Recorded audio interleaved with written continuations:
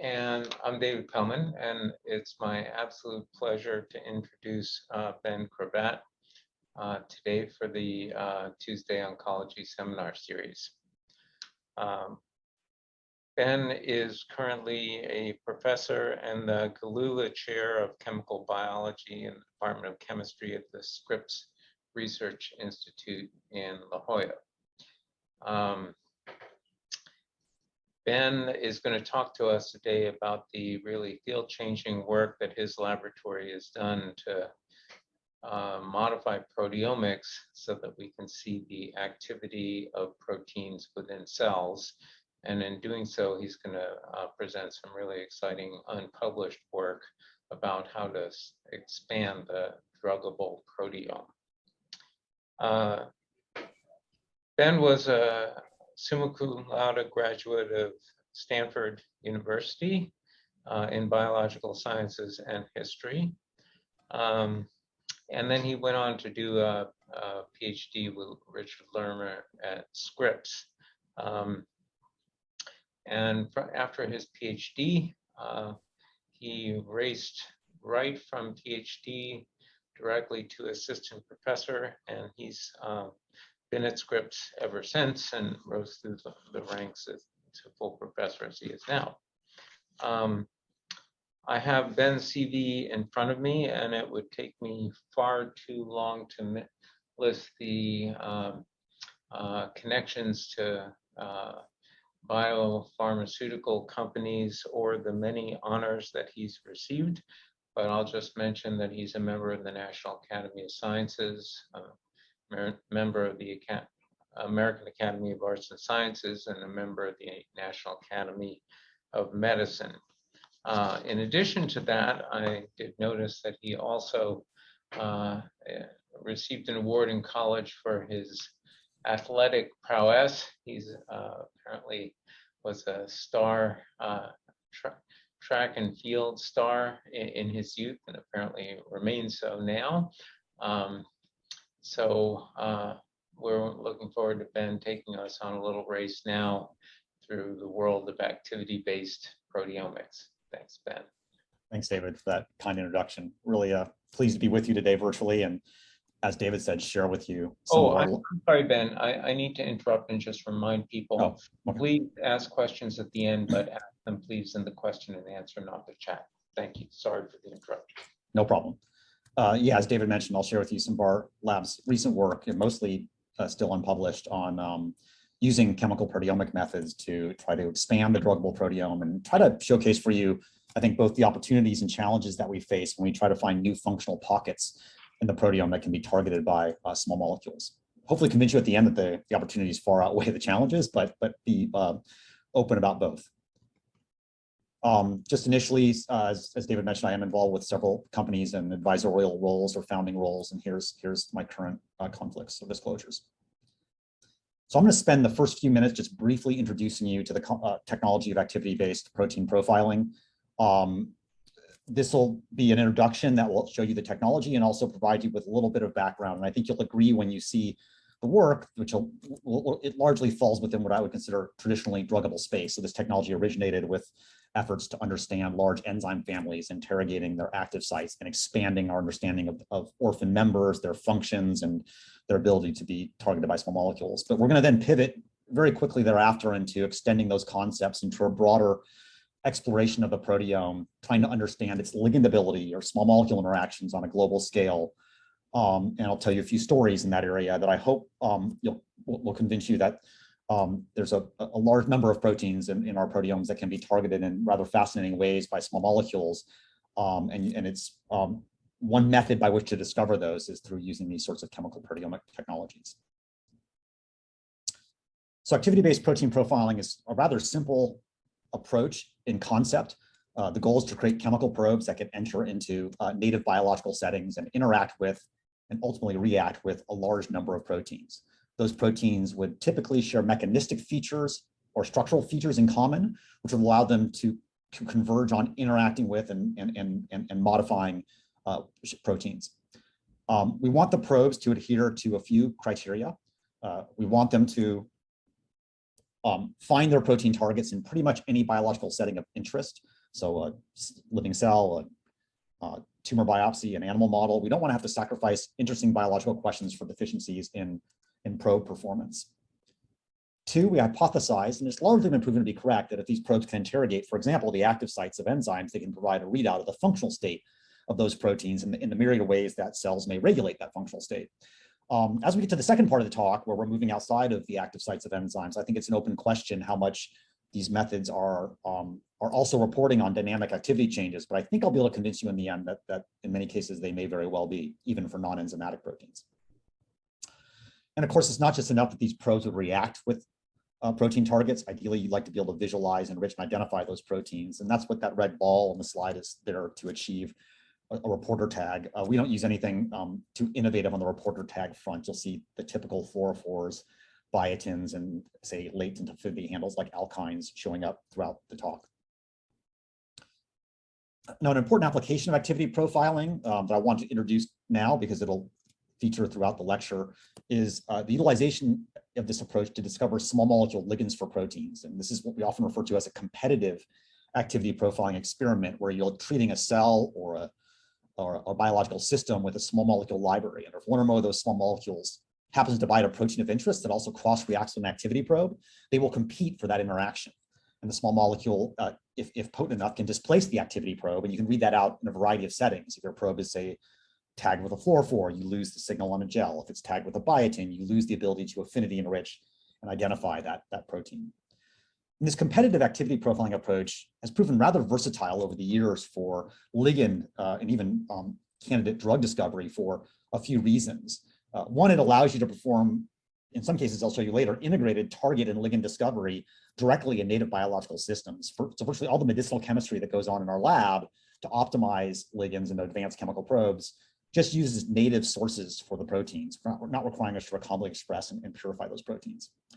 Two, the activity probe can be viewed as somewhat of a quasi-universal assay for the proteins it reacts with. So this allows you to discover small molecules that engage proteins for which the only known biochemical assay for that protein is its reaction with an activity probe. And that allows you to put the chemical biology very far in front of the discovery process. And we, as chemists, we like that opportunity to contribute to discovery biology. And third, of course, your probe is reacting with many proteins in parallel. So each ligand that is characterized gets assigned not only a potency factor against, say, a target of interest, but also a selectivity factor against the broader proteome. And over the years, our lab and many others around the world have contributed to the development of activity probes for large enzyme families. And I highlight just a few of them for you here where activity probes have been developed. I'm not going to take you through this in any detail.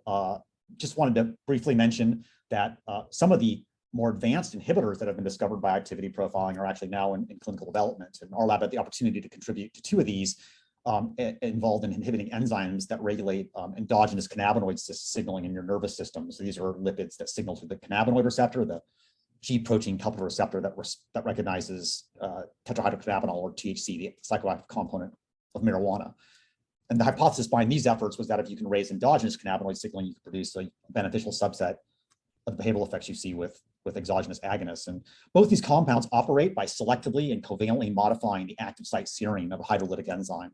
In this case, the fatty acid amide hydrolase enzyme, which this compound is now in phase 2 clinical development for PTSD. And this compound, ABX 1431, which targets the monoacyl glycerol lipase enzyme that regulates a distinct arm of the endocannabinoid system. So it is nice to see that with this technology, these sorts of compounds can go from their initial discovery all the way through to clinical development with activity profiling as a guide to their discovery and optimization. Okay, so with that background, let's now move on to extending these concepts into interrogating the broader proteome for small molecule interactions.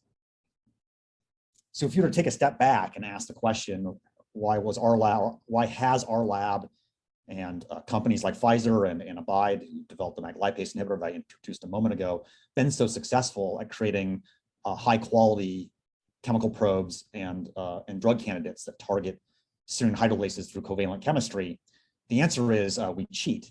And we cheat because the active site serine nucleophile in this large enzyme family is so aberrantly reactive relative to all other surface serines in the proteome. It gives the medicinal chemist a tremendous playground to come up with complementary electrophilic groups like the one shown here that can react with this catalytic residue while leaving other residues unperturbed.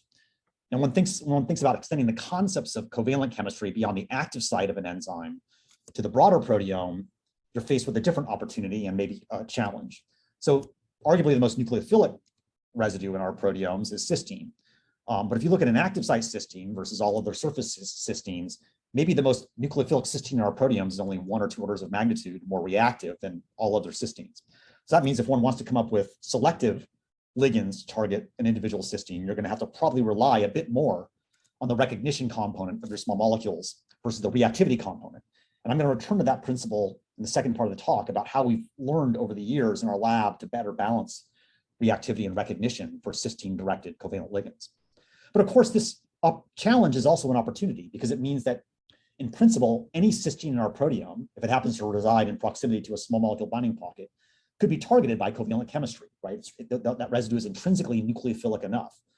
And for those of you that are interested in drug development, in particular, the drug development related to covalent chemistry, you'll be aware that several drugs have emerged on the market recently in the last decade or so that operate by covalent chemistry, including several covalent kinase inhibitors. And in each of these cases, these covalent kinase inhibitors target a non-catalytic or bystander cysteine residue in the ATP binding pockets of kinases. This is how drugs like afatinib and ibrutinib work to target EGFR and BTK respectively. So these are residues that are binding the ATP binding pocket and then reacting with an adventitiously localized cysteine to create a covalent, irreversibly inhibited enzyme. And we were inspired by this initial work to ask the question, can we come up with a chemical proteomic platform that can more broadly read out the ligandability or druggability of cysteines in our cells and tissues? And this is work that originated with Aranthi Weerapana in our lab, who's now a faculty member near you at Boston College, and then taken forward by Chu Wang, Carrie Backus, and Katja Vinogradova, who are also all faculty members around the world. And the platform is as follows. You're going to take small molecules, like simple electrophilic fragments in this case, that bear reactive groups like an acrylamide or a chlorocetamide that are predisposed to react with cysteine residues in our proteome, and then combine those with recognition elements designated by R1 and R2 here, that will bias those small molecules for binding to certain pockets in the proteome. And if those pockets happen to harbor a proximal cysteine, then hopefully a reaction will ensue and we'll covalently modify a protein at that cysteine site. After treating cells or proteomes with those small molecules, we chase that reaction with a broadly reactive cysteine-directed compound like this itoacetamide shown here, which will react with thousands and thousands of cysteines in the proteome, except those that have been pre-engaged by your competitive electrophilic small molecules. They will essentially punch holes in the profile that can be read out by chemical proteomics, such that the output of this effort is not only the identification of the proteins that react with these electrophilic small molecules, but the specific cysteines on those proteins that are reacting with those small molecules. So Carrie Backus was the first to really investigate this in a broad way, looking at dozens and dozens of electrophilic fragments for the reactivities in human cancer cell proteomes. And that was where we first began to get a glimpse of the potential of electrophilic chemistry to broadly expand the druggability of the proteome, because Carrie identified over 750 cysteines that were liganded in this initial experiment. And when you look at the proteins that harbor those cysteines, what was quite exciting to us is for the vast majority of them, this represented the first evidence of their interactions with small molecules as read out by their presence or absence in databases like DrugBank. So if you look at the smaller slice of the pie, where we're rediscovering here with our electrophilic chemistry, proteins that are known to bind small molecules, you see that there's a substantial representation of enzyme classes, protein classes like enzymes in this slice of the pie. So that's not too surprising, right? We are pretty comfortable with developing assays against enzymes and confident we can create small molecules that can target those proteins. But when you look at the much larger slice of the pie, where we're now finding the first evidence of these small molecules binding proteins, you can see there's an expanded representation of protein classes like transcription factors, adapter proteins, uncharacterized proteins, providing us with some of the first bits of evidence that if one can combine or integrate covalent chemistry with recognition chemistry, one might be able to breach or expand across the boundaries of what was historically considered undruggable. Okay, so with that background, I'm going to now walk you through a few unpublished stories about how we're trying to integrate cysteine-directed covalent chemistry and chemical proteomics with various types of phenotypic assays to discover new druggable proteins that regulate biology in interesting ways. And the first will be a story of a collaboration with Janssen scientists to try to discover small molecules and mechanisms that can regulate the expression of the androgen receptor in prostate cancer. As I'm sure in this audience, this needs no introduction, the androgen receptor is a major primary driver of prostate cancer. And this has led to the discovery of several anti-androgen receptor antagonist drugs as frontline therapeutics, such as this drug enzalutamide, developed by Mike Young's lab at UCLA with Charles Sawyer's at Sloan Kettering. But like almost all cancers, when you subject them to a drug that it disrupts or inhibits their primary oncogenic driver mechanism, they find resistance approaches. And the resistance mechanisms to androgen receptor antagonists are quite myriad and complex. And they include overexpressing the receptor, which seems to override the action of the drug, creating splice variants like the androgen receptor V7 variant, which lack the ligand binding domain, but still seem to maintain some degree of oncogenicity, and even gain of function mutations, where the antagonists are flipped into agonists to even drive cancer.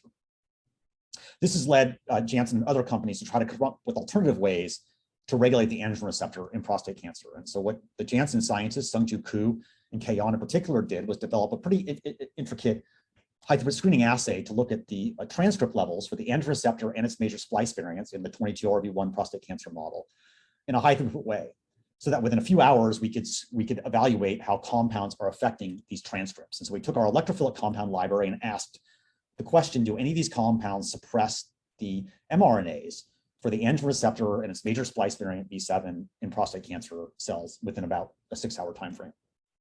And indeed, we found a small subset of compounds that had this behavior. Here's this chloroacetamide B21, which nicely reduces androgen receptor expression in a few hours without causing any obvious effects on cell viability in this time frame. And when we follow the course of the protein expression for the androgen receptor, we see also over a 24-hour period, this compound will suppress the androgen receptor expression as well. When you compare the kinetics of those biomolecular changes, you see that the mRNA changes for both the full-length androgen receptor and its major splice variant B7 occur much more rapidly than the changes in the protein. So within about 4 or 6 hours, you can see almost complete suppression, maximal suppression, I should say, of the androgen receptor mRNAs.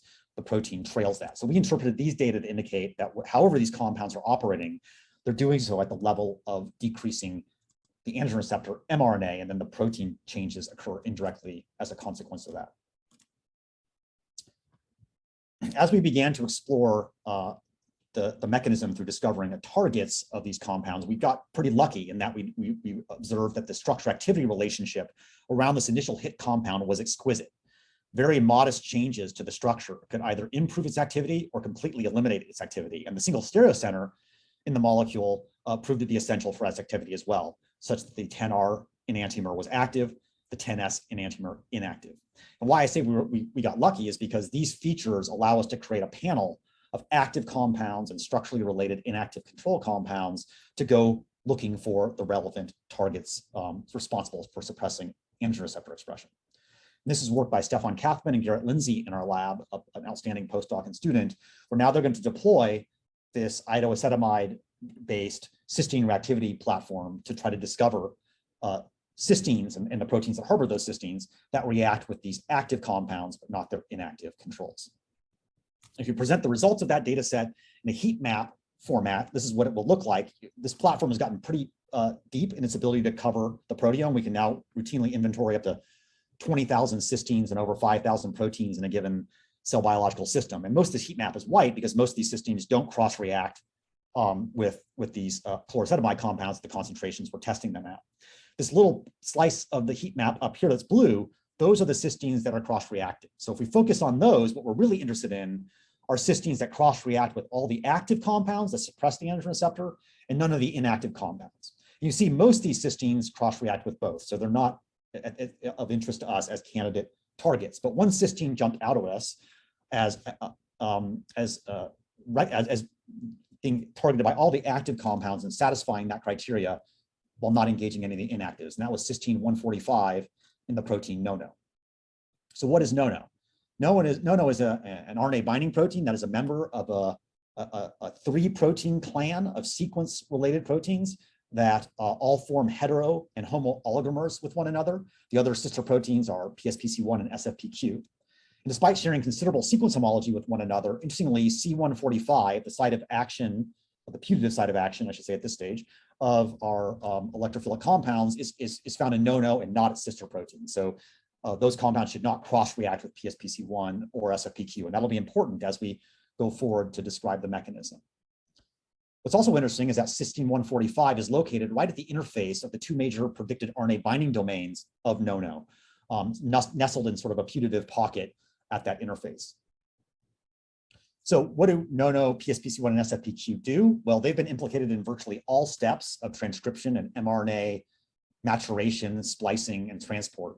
This was interesting to us that we had a set of compounds that we discovered in a phenotypic screen to suppress antigen receptor transcripts, and that the target that emerged as the likely candidate of those responsible for mediating the effects of those compounds was in and of itself an RNA binding protein. So Stefan did what I think what anyone would do at this point, which is we created models of the 22RV1 cell line where he knocked out NO-NO using CRISPR-Cas9 genome editing technologies. And that's where we got one of our first intriguing surprises, was that when you knock NO-NO out of these prostate cancer cells, it does not affect antigen receptor expression at all. What it does do, however, is completely blocks the activity of our compound. So you see here, the active stereoisomer 10R suppresses the androgen receptor and its splice variants. In wild type 22RV1 cells, you knock out NO-NO, and that effect is completely lost. In fact, it looks just like the effect of the inactive stereoisomer, no difference from DMSO control.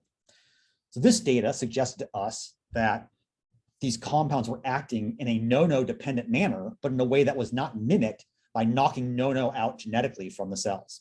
And we're going to return to what that might suggest as a model in a little bit. But having recognized that outcome, Stefan could do some additional control experiments to further strengthen our confidence that NO-NO was the relevant target. Well, before I show you that, did want to mention that you can also do this experiment at the transcript level as well and see nice suppression of both the full-length AR transcript and the V7 variant transcript with the active enantiomer, and that effect again is totally lost in the NO-NO knockout.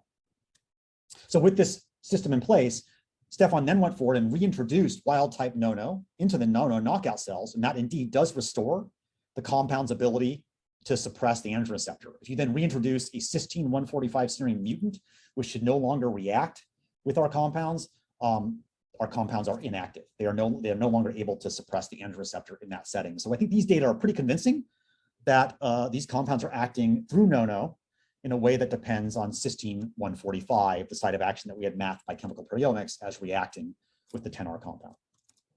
Okay, so let's pause here and I'll walk you through a little bit more data that tries to address mechanistically what's going on. At this stage, what we can say is that through integrated phenotypic screening and chemical proteomics or activity profiling, we were able to identify that NO-NO is indeed a druggable protein. To our knowledge, none of the proteins from this clan, NO-NO, PSPC1 or SFPQ, have ever been found to interact with small molecules.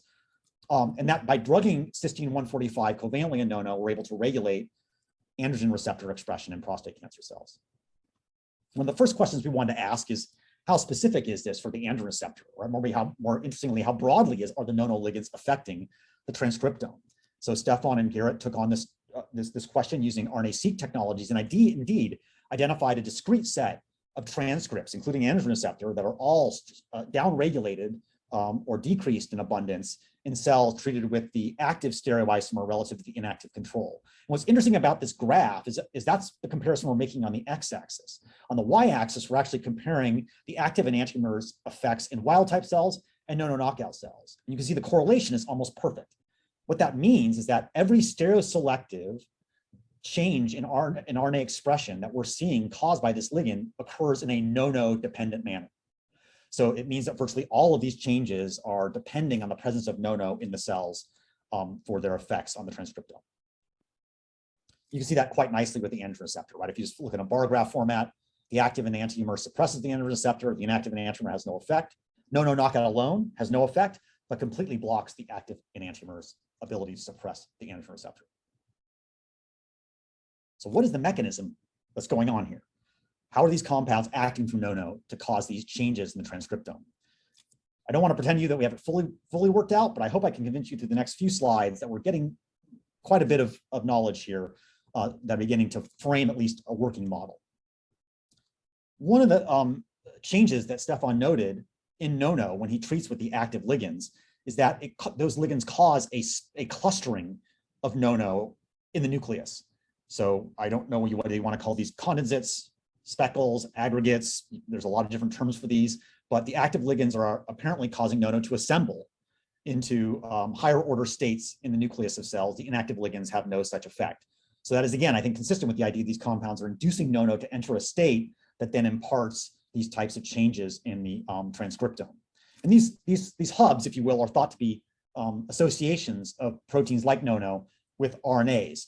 And indeed, consistent with that, we've had a really exciting collaboration with Jean Yale's lab here in San Diego at UCSD. And using their CLIP-seq type technologies, we've been able to show that in the presence of the active ligand, NONO now binds transcripts better than it does in control systems. And you can see that here, it tends to cluster around the first exon intron boundaries, where now you see a greater fraction of NONO, or a greater fraction of transcripts, I should say, bound to NONO in this region in the presence of the active enantiomer. Again, suggesting that it is promoting or stabilizing the interactions of NONO with RNAs in the cell. Now, another clue to the mechanism comes from returning to the question, why is it that the NONO knockout cells don't replicate the what we see with the pharmacological effects of NONO ligands? And what we noticed in the NONO knockout cells and also in NONO ligand treated cells is one of the most dramatic proteomic changes that you see in the NONO knockout cells is the upregulation of its sister protein, PSPC1. You can see that by Western blotting or by proteomics. And interestingly, our ligands cause the same outcome, stereoselective increases in PSPC1 and by proteomics or by Western blotting. And this suggests to us a potential mechanism by which compensation can occur when NONO is lost. In other words, in this setting where NONO is not around, PSPC1, by being elevated in principle, could go in, replace NONO in its normal functions and its heteroalgomeric states with, say, SFPQ to regulate RNA processing and maturation. But in this state, PSPC1, despite being elevated, is still having to grapple with the fact that NONO is present and bound by our ligands. And so this has led to a hypothesis that the way these ligands may be acting is through trapping or poisoning NONO. Those terminologies are, as some of you may know, borrowed from the PARP literature, where PARP inhibitors are also thought to trap or poison PARP in a way that keeps it bound to DNA to potentially produce a greater pharmacological effect than what you observe by genetically knocking out PARP1. So in this model, NONO wild type cells have NONO bound in a heteroalgomeric form with a protein like SFPQ to carry out its normal functions in mRNA maturation. When you knock NONO out, PSPC1 goes up and can slip in and compensate for the absence of NONO. But in the ligand-treated cells, NONO is still present, bound by these ligands in these complexes, but not functional. And PSPC1 can be elevated, but still can't overcome the fact that NONO is present, leading to the stable binding of NONO to immature transcripts and their ultimate depletion and degradation. So that is our working model. I'm happy to entertain other ideas from the audience at the Q&A session. But I think this is a really interesting example of where a ligand and a chemical approach is allowing us to learn something about NONO's functions that has been pretty difficult to learn from genetic models where compensation appears to overcome the absence of NONO quite readily. Finally, we're interested in trying to understand whether compounds that target NONO in this way can have an effect on cancer growth. And indeed, if you look at the 22RV1 cells, you will see that there's a nice stereoselective effect of the active ligands on their growth, and that effect is lost when you knock NONO out. This is a nice, I think, image, but it also is a useful image for another reason, to highlight some of the deficiencies of the approaches that I've described so far. First, you can see that while the active ligands nicely have a window of killing or suppressing cancer growth relative to the inactive ligands, all the inactive ligands themselves also suppress growth at pretty low concentrations. And that's because this chloroacetamide reactive group is a pretty aggressive electrophile, one that I think is, to my knowledge, never been converted into a drug. And while it's useful maybe to find initial tool compounds, does present challenges when it wants to explore cell biology in a broader way due to its heightened overall reactivity. And in fact, I would argue that if we hadn't been lucky enough to have found a compound that displayed stereoselective effects on engagement of NONO, AR suppression, and cell growth, we never would have been able to work out this mechanism. And so that was fortuitous. We didn't design our initial libraries to take advantage of that type of physicochemically matched control compounds. And so we wanted to learn lessons from this initial exploration in our ongoing efforts to create libraries of electrophilic small molecules that can more effectively interrogate proteomic space. So for the remainder of the talk, I'm going to describe our efforts towards that objective. And this is really a collaboration with your neighbor, Stuart Schreiber at the Broad, and Bruno Melillo, a staff scientist working between our labs, where we're trying to take advantage of the diversity-oriented synthesis concepts that Stuart's introduced over the years and combine those with our knowledge of electrophilic chemistry to create compound libraries that can more readily identify actionable sites of druggability in the proteome with high-quality tools right off the deck. And so these are going to be libraries of compounds that look like the cartoon diagram shown here. We're now replacing that hyper-reactive electrophile of a chlorosetamide with this more attenuated acrylamide electrophile. And then we're going to append it to an entropically constrained scaffold that has two distinct stereocenters, and we're going to make every stereoisomer, okay? And then we're going to mandate from the proteome. Actually, let me show you one example of a library first. This is what a library scaffold might look like in real chemistry terms. This is a tryptylene acrylamide library. Here's your electrophile, here's your two stereocenters, and we're going to display different recognition elements off the scaffold in all stereochemical states. And we're going to mandate from the proteome that reactions of interest display stereoselective interactions with the library.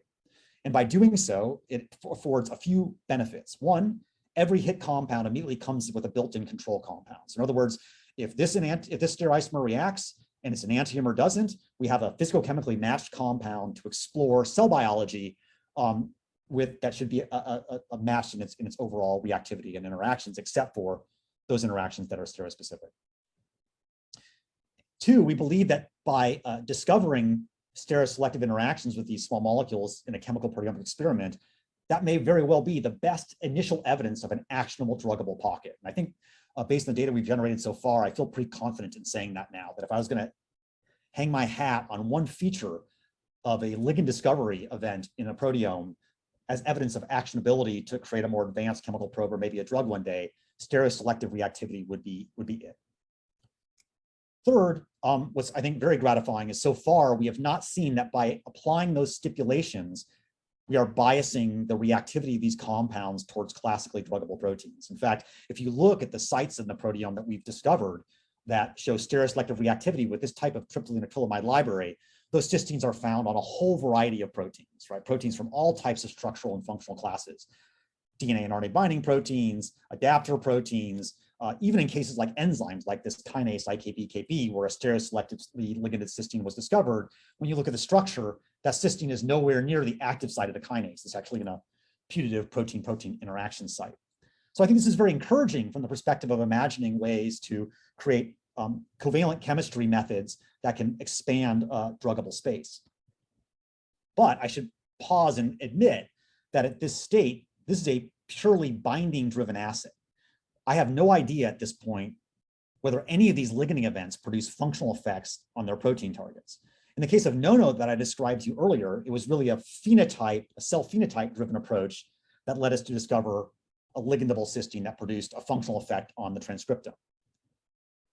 And of course, you could go through this list of targets and individually identify proteins of interest and either co-opt or develop assays to read out the functional consequences. And we do that in certain instances. Actually pretty difficult to do proteome-wide because of the dearth of functional assays that are available for proteins.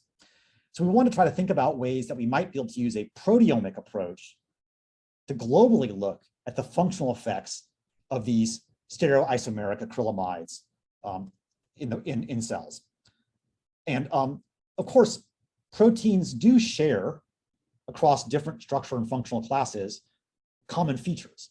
And there are ways to read out some of those common features by proteomics. And one of them is protein-protein interactions. Many proteins from diverse classes engage in complexes. And so this is work from Mike Lazaire and Jarrett Remsburg, a talented student and postdoc in our lab, where they are going to develop a platform to try to read out in as unbiased a way as possible the effects of these stereoisomeric acrylamide compounds on protein-protein interactions in the cell, and then relate those effects back to our cysteine reactivity maps to understand mechanism, or to try to understand mechanism. So here's the platform. We take one enantiomer, compare it to the second enantiomer by treating cells with each compound, and then running their proteomes through a size exclusion chromatography experiment, which will read out the solution sizes of proteins in a broad and relatively unbiased, not totally unbiased way. And what we're looking for here are stereoselective changes in the solution size of proteins in this proteomic experiment. The idea being that those changes would be caused by one enantiomer, but not the other, and then could be related back to our cysteine reactivity maps. And here's the set of compounds that we're going to screen in this analysis. Two sets of 4 stereoisomeric compounds, one built around an azetidine acrylamide scaffold, the other around the triple-enus acrylamide scaffold that I introduced earlier. So let's first look at the azetidine acrylamide data set. So by treating cancer cells with individual members of this 4-member stereoisomeric set, we were able to identify a couple proteins that showed clear stereoselective shifts in their size on a size exclusion chromatography experiment by the My1b stereoisomer and not its other diastereomers. So what does that data look like? It looks like this on the size exclusion profile.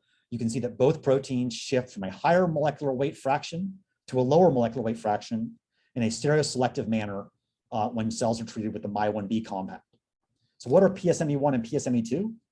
These are proteins that form a heterooligomeric complex called the PA28 complex that can sit on the proteasome like a lid to refine its substrate scope. And they are thought in particular to play important roles in regulating the types of peptides that get presented on MHC complexes based on their processing through the proteasome.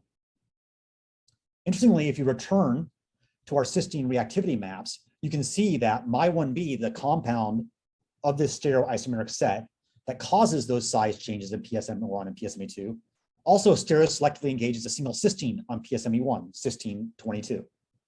When you look more deeply at these cysteine reactivity maps, what's quite intriguing is not only do you see the stereoselective engagement of cysteine 22 by the My1b compound, but you also see the stereoselective increase in reactivity of 2 other cysteines with the itoacetamide probe in cells treated with that compound. So what's going on here? Well, if you look at the structure of the PSME1, PSME2 heterodimer, you can see that not only is cysteine 22 the site of actual ligand engagement in PSME1 at the interface of binding to PSME2, but so are cysteine 91 and cysteine 106. So what we think is happening is the small molecule goes into the cell, reacts with cysteine 22, blows apart this complex or disrupts the complex, and that then leads to the exposure of these other 2 buried cysteines to the itoacetamide probe. So you're reading out bidirectional changes in cysteine reactivity as a result of altering this protein complex in the cell. And Mike was able to then go on and provide additional evidence to support this model. If you overexpress PSME1 in cells, you can see it migrates to higher molecular weight oligomeric species in cells treated with the inactive enantiomer.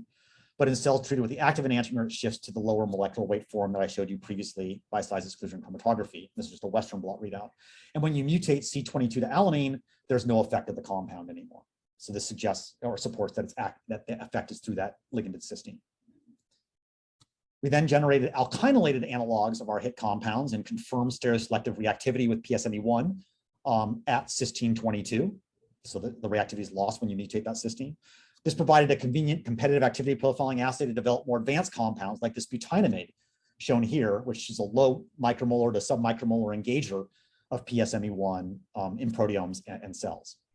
Now, using that compound along with its inactive stereoisomer, Mike and Jared have begun to provide some interesting data to support the role that the PA28 complex plays in MHC peptide antigen presentation. And this was done using a method where we take cancer cells and we strip them of their MHC peptide adducts using citric acid and ask what happens to the recovery of those MHC peptide complexes in cells treated with active versus inactive PSME1 directed compounds. And what you can see here is treating cells with the active compound slows the rate of recovery of peptides onto those MHC peptide complexes. So now we're very interested in looking at this in a broad way. This was done by targeting individual peptides by FACS sorting, but looking in a proteomic manner at the changes in the landscapes of cancer cells treated with these PSME1 ligands. It ends up that, as some of you may know, that when you treat myeloma cells, for example, with proteasome inhibitors, one of the major changes that occurs is the elevation in the PSME1, PSME2 complex. And it may be elevating in a way to compensate for suboptimal proteasome activity. And we're wondering if in combination with these ligands, we might begin to create an opportunity to further suppress proteasome activity in that context. Okay, for the final vignette, I wanted to share with you the outcome of exploring size exclusion chromatography changes in protein migration using the triple acrylamide compounds. Here again, we saw stereoselective change in an individual protein of interest, this protein DDX42, which was stereoselectively shifted in size by the Mi7A stereoisomer. In this case, interestingly, the shift was to a higher molecular weight, as if Mi7A was somehow stabilizing DDX42's association with a larger protein complex. Understanding this mechanism, however, proves more complex, because when we look at DDX42's cysteine reactivity map, we see no evidence of any of those cysteines reacting with the Mi7A compound. So this took us on a bit of a journey. And as Mike and Jarrett were trying to understand Mi7A's activity more broadly in the proteome, we got lucky in that we noticed that this compound and analogs thereof produced stereoselective effects on cancer growth. So you can see both multiple compounds of this stereotype will suppress cancer growth. The enantiomers are much less active. So this inspired us to continue to pursue the identification of targets that were reacting with these compounds. And Mike and Jarrett did so by making alkynylated analogs. So this is a little bit of a busy slide, but I don't think you need to spend too much time on it other than looking at this bar graph here, where what we're going to do is treat cells with the active alkyne and its inactive enantiomer, along with competition experiments with the active parent compound and its inactive enantiomer. And the goal here is to get a protein that looks something like this, that's stereoselectively enriched by the active alkyne compound relative to the inactive control, and that enrichment is blocked stereoselectively by the active parent compound and not its inactive enantiomer. And when we run that experiment, the chemical proteomic result was very clear. A single protein showed that profile, the spliceosome factor SF3B1, enriched by the active alkyne, not its inactive control, and that enrichment was blocked by the active competitor, not the inactive enantiomer. So what is SF3B1? SF3B1 is a major component of the spliceosome. It's actually a rather abundant protein, which allowed Mike to confirm stereoselective engagement of that protein just by gel-based profiling. So this is now clicking on a fluorophore of cells treated with the alkyne compound. You can see reactivity that is stereoselectively blocked by the active parent compound, not its enantiomeric inactive control. Interestingly, this reaction is also blocked by the natural product platelinolide B, which engages SF3B1. And if you look at the structure of the platelinolide B SF3B1 spliceosome complex, you can see that natural product binds at the interface of SF3B1 and PHF5A interactions. And within that pocket, there's a single cysteine that resides in proximity to that natural product binding, cysteine 1111. So we speculated this was likely the site of reactivity of our small molecules with SF3B1.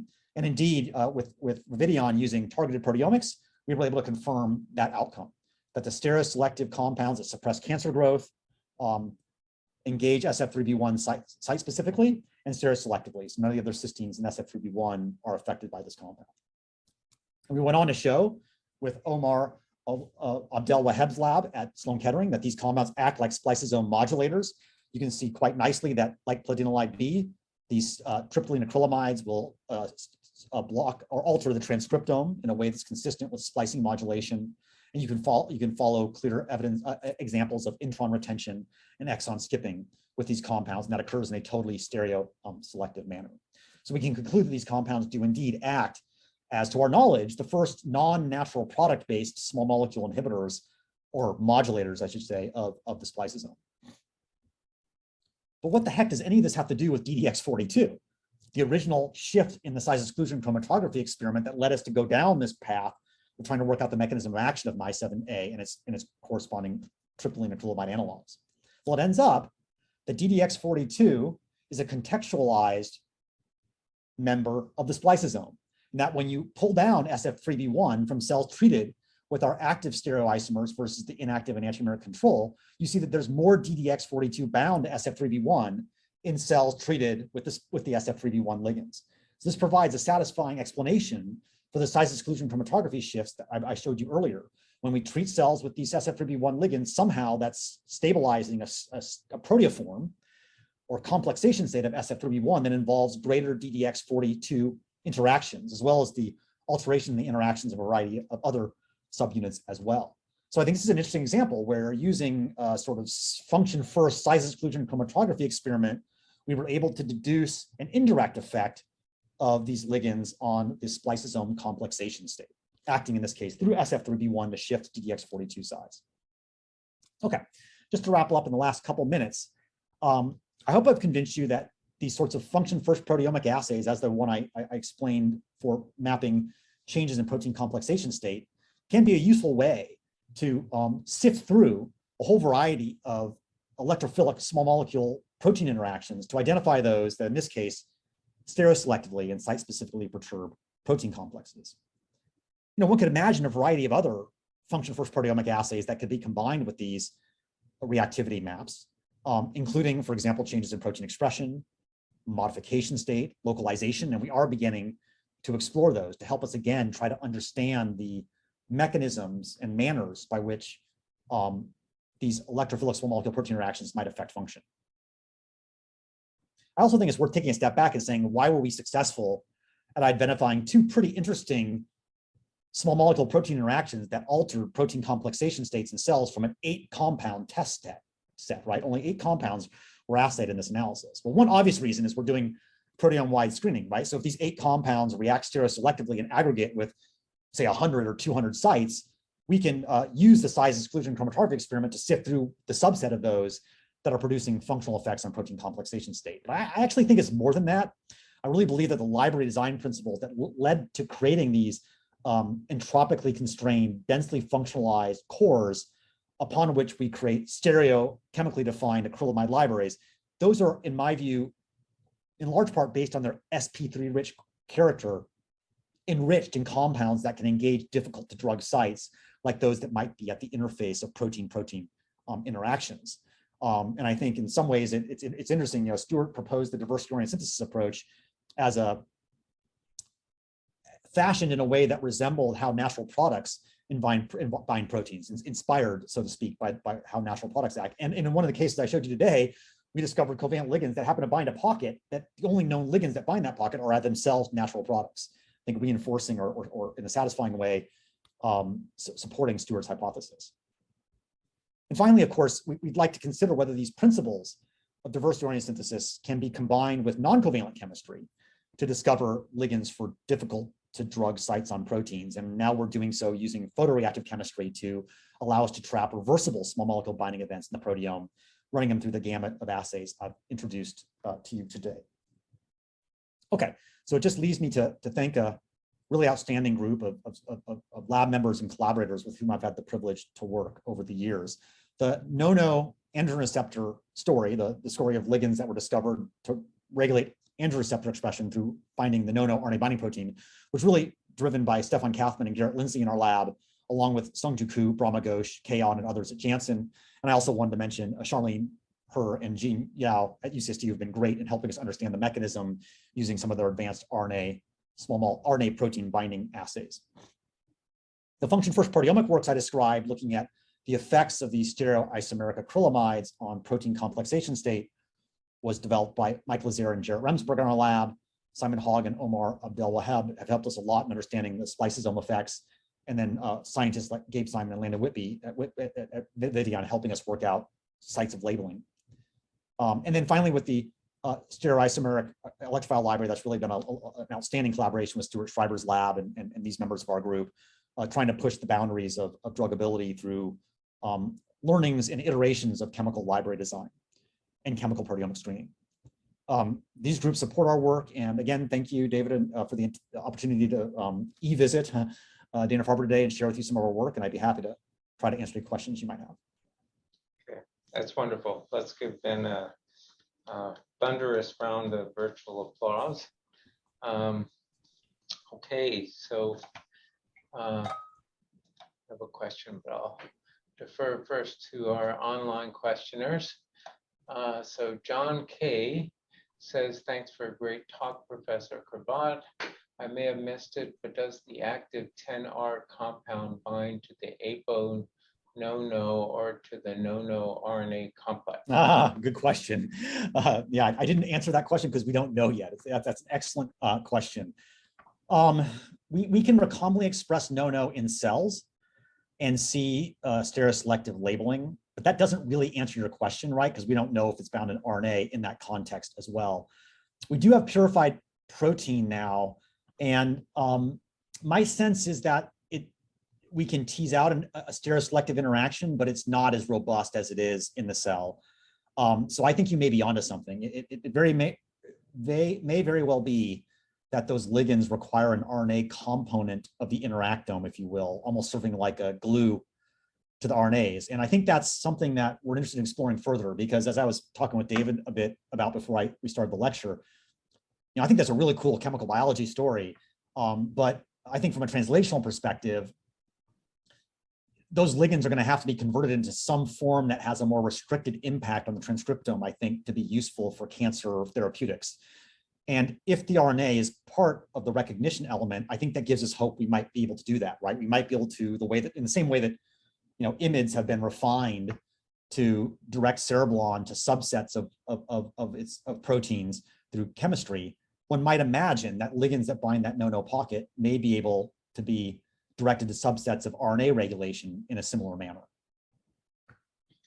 Okay, so this is from Alejandro Gutierrez. And Alejandro says, I'm struck by your no-no targeting compound, which I believe is a phenol sulfonamide that many people would have immediately discarded as a likely pan-assay interference compound, at least in a typical screen. Is there more value to the pains concept when searching for covalent inhibitors? Is filtering these out the major benefit of stereoselectivity? Oh, yeah, good question. Yeah, so I think there are aspects of the pains hypotheses that are valid, right? But I honestly want to define that. Oh, yeah. So those are features of compounds that have shown up over and over again as being frequent hitters in screens. And so they become almost irretrievably complex to work out from a cell biology mechanism if you get them in a phenotypic screen. And if you get them in a target-based screen, you often find later on that you can't make a really selective compound because they cross-react with a whole variety of proteins.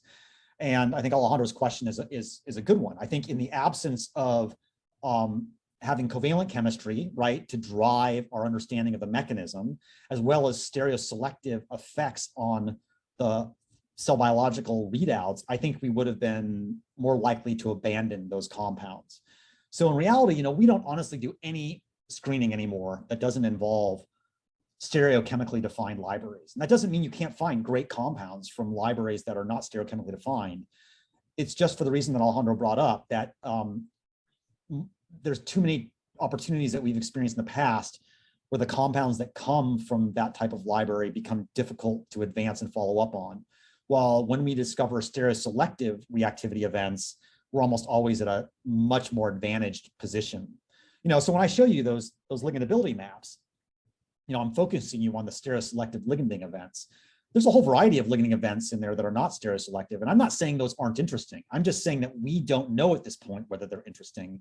And it's going to take additional work to figure that out. And I think for the time being, while we have so many interesting stereoselective interactions on historically challenging to drug proteins, I think we're going to keep playing in that sandbox for the time being. Okay. So I have a question about no-no. I really like the PARP inhibitor inspired model, which is sort of like a dominant negative, if you will. Correct. Can you exclude a model where no-no would be at baseline auto-inhibited and what the compound is doing is hyperactivating it, leading to the effect? Yeah, that's a great question, Dave. No, we can't. I hope, I probably didn't do this perfectly, but I hope that I avoided using the term inhibitor or antagonist throughout that section, because I think that you're on to something here that we just don't know the answer to yet. All I know is the ligands act in a no-no dependent manner. And I can say something else, David, I think you might find interesting. I haven't had time to put these data in the talk yet, but if you look back at Jean Yao's legacy CLIP-seq data for what RNAs no-no binds to without any ligands, right? There's a strong enrichment for the RNAs that we are regulating with the ligand in the no-no RNA binding interactome. So I initially thought that maybe these were a bunch of neo substrates. I don't think they're really neo substrates. I think most of them are authentic substrates, and then PSPC1 is compensating in the absence of no-no. But what I don't know, David, is whether the natural function of no-no is to suppress or promote the transcripts of these natural substrates. So I don't know whether the compounds are acting as agonists or antagonist? And I'm still struggling to try to figure that out, absent the PSPC1 compensation that makes it so tough for us to deduce that. I mean, maybe we can email each other afterwards if you can think of any experiments that might help us get at that question, because yeah. Well, during your talk, I quickly looked on DepMap, and Yes, only about 10% of cell lines are. yeah. And what's interesting, David, is those cell lines that are dependent on no-no. Yeah, they have PSPC1 and a lot of the PSPC1 and SFPQ mutations. I see. Which is interesting, but then it still presents a challenge for us, right? Because, well, let me think about that. Maybe that is evidence. If they don't, you're right. That's a good, I hadn't thought about from that perspective. I kept thinking, well, if they're antagonists, it doesn't help us much because we're antagonizing it everywhere regardless, right? But if they were agonizing, then they may not replicate the no genetic knockout in that. That's your point, right? Yeah. Yeah.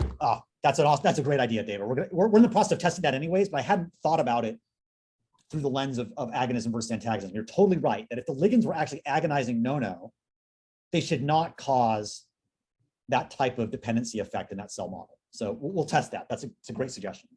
Great. So John K has a follow-up. He says, I hope your compound binds to the no RNA complex, because it seems as if the next step in therapeutic targeting is to focus on new pockets formed during protein, RNA, protein, etc. complex. Yeah.